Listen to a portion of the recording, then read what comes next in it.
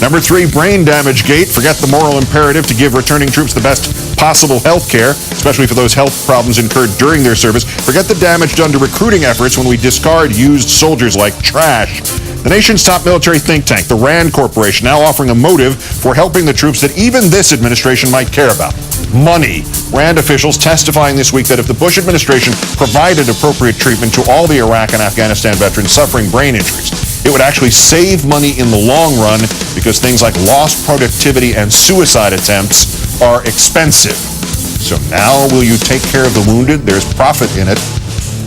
Number 2, losing gate. The State Department's annual report on global terrorism is out. No decline in the number of global terror attacks from 2006. And despite the Republican claim to a monopoly on fighting terror more than 6 years after 9/11, anti-America terrorists still maintain actual safe havens in Somalia, Algeria, Indonesia, Malaysia, the Philippines, Afghanistan, Pakistan, Mauritania, Morocco, Niger, Chad, Mali, and Yemen.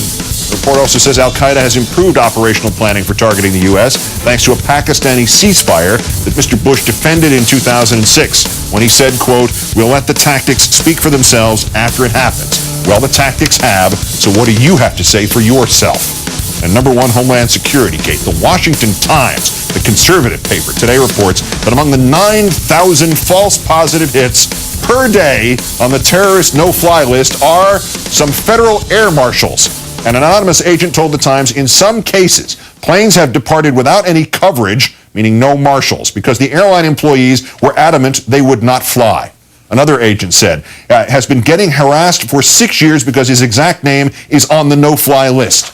You heard me. Because of this always growing, all-consuming terrorist no-fly list, some of the people who are supposed to be on the plane to stop the terrorists on the plane are getting mistaken for suspected terrorists and being kept from getting on the plane.